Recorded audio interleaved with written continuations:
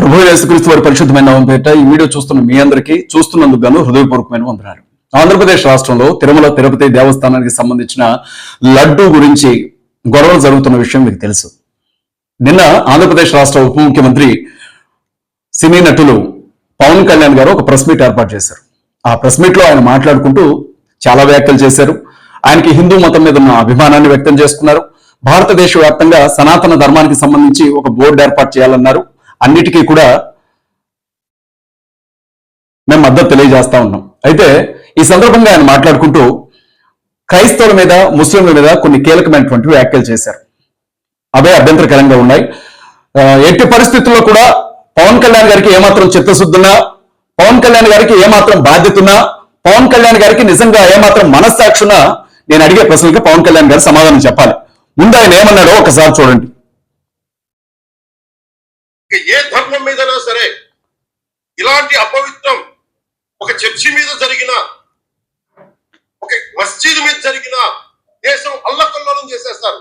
ప్రపంచం అంతా మాట్లాడతారు. దేశం అల్లకల్లోలం చేసేస్తారు. ఏం జరిగితే, ఏదైనా చర్చి మీద ఇలాంటిది జరిగితే, ఏదైనా మసీద్ మీద ఇలాంటిది జరిగితే దేశాన్ని అల్లకల్లోలం చేసేస్తారు, ప్రపంచం మొత్తం మాట్లాడతారు. కానీ మా హిందువుల గురించి ఎవరు మాట్లాడలేదు, మాట్లాడొద్దని అంటున్నారని పవన్ కళ్యాణ్ గారు అంటున్నారు. నేను ఏమంటున్నానంటే, తిరుమల తిరుపతి దేవస్థానం మీకు ఎంత పవిత్రమైందో, ఆ తిరుమల తిరుపతి దేవస్థానంలో భక్తులకు మీరు ఇచ్చే ప్రసాదం ఎంత పవిత్రమైందో, క్రైస్తవులకు సంబంధించి ప్రార్థనా మందిరాలు అంతే పవిత్రమైనవి, క్రైస్తవులకు సంబంధించినటువంటి పరిశుద్ధ గ్రంథాలు అంతకంటే పవిత్రమైనవి, క్రైస్తవులకు సంబంధించినటువంటి మనోభావాలు అంతే విలువైనవి. పవన్ కళ్యాణ్ గారిని సూటిగా నేను ఒక ప్రశ్న అడుగుతా ఉన్నా. భారతీయ జనతా పార్టీ అధికారంలోకి వచ్చినటువంటి 11 సంవత్సరాల కాలంలో భారతదేశ వ్యాప్తంగా లెక్కలేనని ప్రార్థనా మందిరాలకి నిప్పు పెట్టి తగలబెట్టారు. ప్రాణం కంటే ఎక్కువగా క్రైస్తవులు ప్రేమించే పరిశుద్ధ గ్రంథాలను మురిక్కాలంలో విసిరేసి నడి రోడ్ల మీద కాళ్లతో తొక్కుకుంటూ పెట్రోల్ బస్ తగలబెట్టారు. ఎంతో మంది పాస్టర్స్ ని తుపాకీలతో కాల్చి, ఎంతో మంది కాళ్ళు చేతులు విరగొట్టి ప్రార్థనా మందిరం లోపల ఉన్నటువంటి పాస్టర్ల తల్లరాలు కొట్టారు. క్రైస్తవ స్త్రీలని నడి రోడ్ల మీద నగ్నంగా నడిపించారు. భారతదేశంలో క్రైస్తవుల మీద, అలాగే ముస్లిం సహోదరుల మీద పెద్ద ఎత్తున మతం పేరుతో హింస జరిగింది. పశువులను ఒక ప్రాంతం నుంచి మరొక ప్రాంతానికి తరలిస్తున్నారన్న అనుమానంతో ఎంతో మంది ముస్లిం కుర్రాళ్ళని నిర్దాక్షిణ్యంగా చంపేశారు. జై శ్రీరామ్ అని చెప్పమని నడి రోడ్ల మీద ముస్లిం కుర్రాళ్ళని, క్రైస్తవ కుర్రాళ్ళని పట్టుకొని కొట్టారు. మసీదులన్నింటిలో కూలుస్తామని పిలుపునిచ్చారు, ఆల్రెడీ కూల్చారు. మరి దేశం అంతా అల్లకల్లోలం చేశారా క్రైస్తవులు? ఈ సంఘటనలో ఎప్పుడైనా క్రైస్తవులు దేశాన్ని అల్లకల్లోలం చేశారా? దేశాన్ని తగలబెట్టారా? ఎన్నిసార్లు తగలబెట్టారు క్రైస్తవులు భారతదేశాన్ని? ఎన్నిసార్లు తగలబెట్టారు భారతదేశాన్ని ముస్లింలు? సమాధానం చెప్పాలి పవన్ కళ్యాణ్ గారు. క్రైస్తవుల మీద, ముస్లింల మీద, క్రైస్తవ మతం మీద, ముస్లిం మతం మీద, క్రైస్తవ విశ్వాసాల మీద, ఇస్లాం విశ్వాసాల మీద ఈ భారతదేశంలో జరిగినంత దాడి ప్రపంచంలో ఇంకా ఎక్కడైనా జరిగిందా? అంటే హిందువులకు మాత్రమే మనోభావాలు ఉంటాయా? క్రైస్తవులకు ఎవరికి మనోభావాలు ఉండవా? హిందువుల దేవుడు మాత్రమే దేవుడా? క్రైస్తవులు నమ్ముకున్నటువంటి దేవుడు దేవుడు కాదా? అంటే మీరు చేస్తే సంసారం, ఎదుటి వారు చేస్తే వ్యభిచారమా?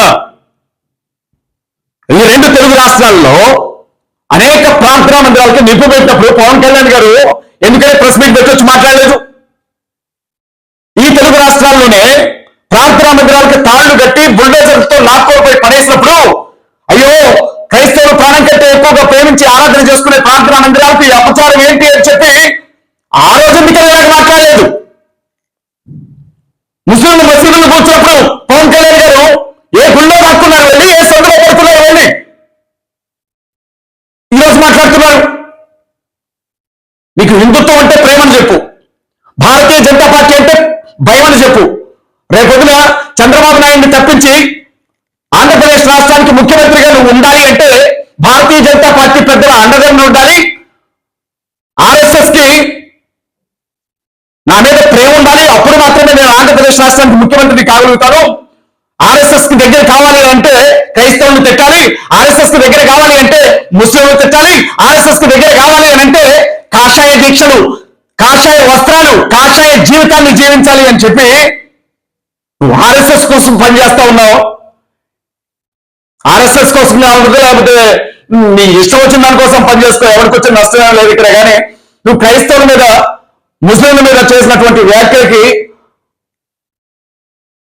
క్రైస్తవ ప్రజలు, ముస్లిం ప్రజలకు నువ్వు సమాధానం చెప్పి తీరాలి. ఇప్పుడు తిరుమల తిరుపతి దేవస్థానంలో లడ్డూకు సంబంధించినటువంటి ప్రసాదం, దానికి సంబంధించినటువంటి కల్తీ ఏదో జరిగింది అన్నావు.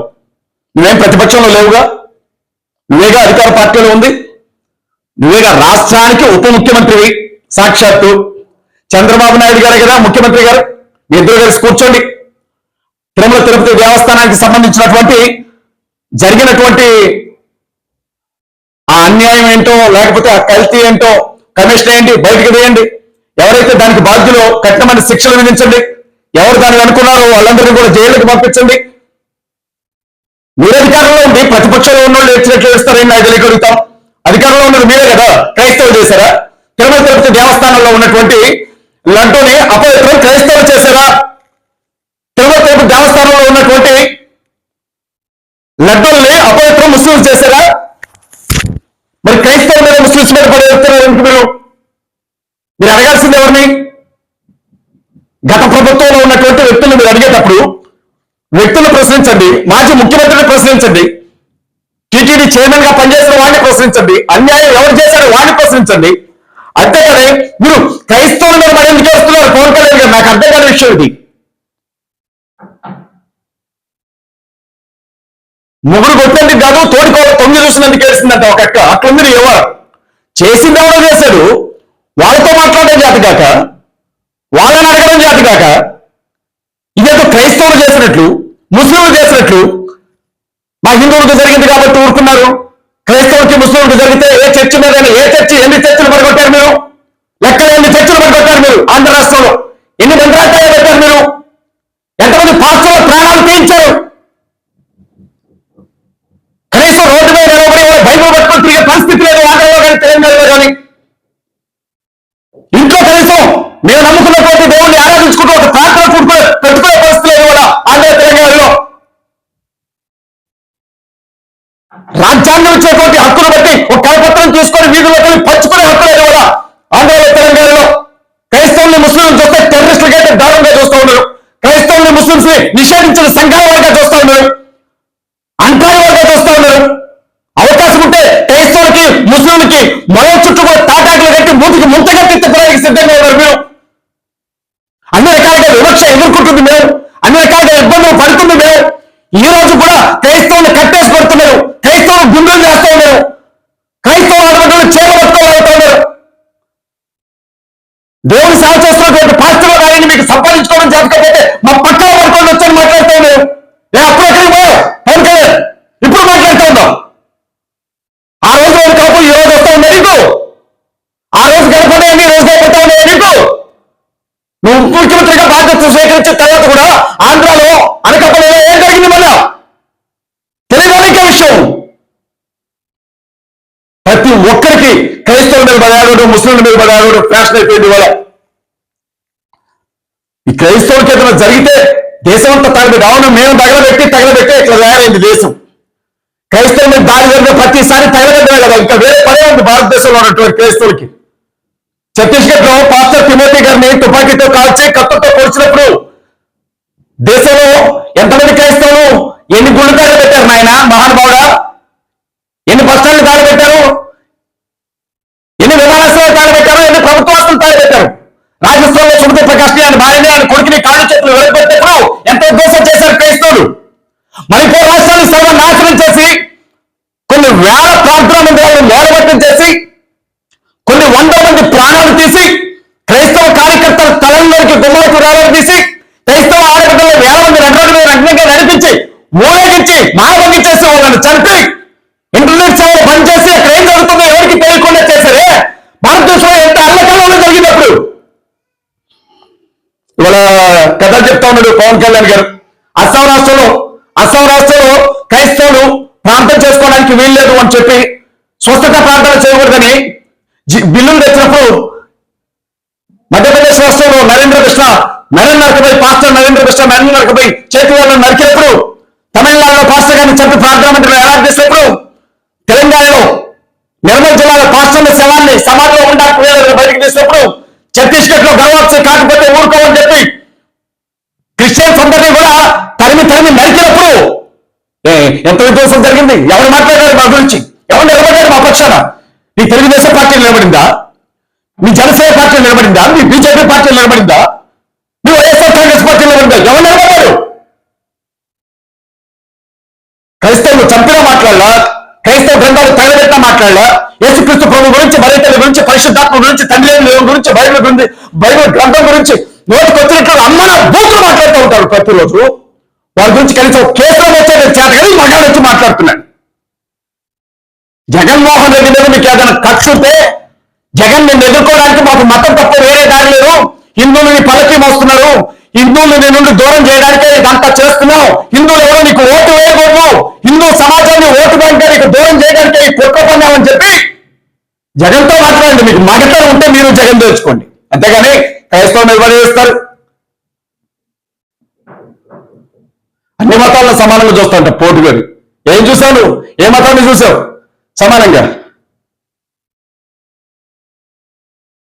అన్ని మతాలని దృష్టిలో సమానం అయితే 11 రోజులు దీక్ష చేస్తున్న ప్రాయశ్చిత్త దీక్ష అన్నావు కదా, 40 రోజులు ఉపవాస దీక్ష చేయి క్రైస్తవుల్లో, రంజాన్ దీక్ష చేయి, లేకపోతే ఉపవాసం ఉండు, మాలేసుకుని తిరుగుతావు కదా. అలాగే ప్రార్థనా మందిరాల దగ్గరికి, మసీదుల దగ్గరికి వెళ్ళి కొన్ని రోజుల పాటు గడిపిరా. రామాయణం గురించి, భారతం గురించి, భగవద్గీత గురించి మాట్లాడతావుగా, అలాగే బైబిల్ గురించి, ఖురాన్ గురించి కూడా చదువు, చెప్పు 10 మందికి. కథలు చెప్తున్నావు, కథలు. సినిమా అనుకుంటున్నావా? మొహానికి రంగేసుకుని ఎవడో రాసిన డైలాగులు చెప్తే జనాలందరూ ఎగిరెగిరి పడ్డానికి. క్రైస్తవ సంఘానికి మీ ఆర్ఎస్ఎస్, విశ్వ హిందూ పరిషత్, బజరంగ దళ్, మొన్న నువ్వుగా రాంది. ఆర్ఎస్ఎస్ వాళ్ళు దేశం కోసమే ఆలోచిస్తూ ఉంటారు, ఆర్ఎస్ఎస్ ని మనం ఆదర్శంగా తీసుకోవాలి మరి కార్యకర్తలు అని. ఆంధ్ర ప్రజలు అనుభవించాలి. ఎందుకంటే మిమ్మల్ని ఎన్నుకున్నారు కాబట్టి. క్రైస్తవులు, ముస్లింలు, దళితులు, గిరిజనులు, హిందుత్వంలో ఉన్నటువంటి వెనకబడిన కులాల వాళ్ళకి మీరు నరకం చూపించబోతున్నారు అన్న విషయం ఇప్పుడు అర్థమవుతానే ఉంది. అట్లాడుతూ ఉన్నాడు క్రైస్తవులు దాలబెడతారట. ఎన్ని దాలబెట్టారు నాయన?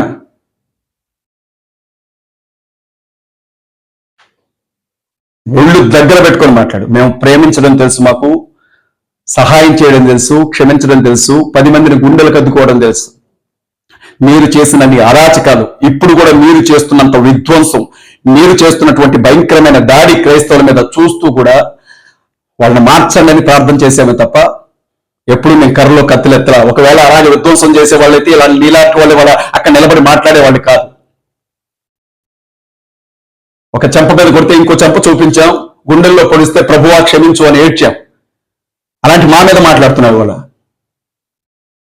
ఎవరైనా సరే క్రైస్తవుల గురించి కానీ, ముస్లింల గురించి కానీ తప్పుగా మాట్లాడితే మాత్రం రేపు విమానం మోతం అవుతుంది ఒక్కొక్కడికి.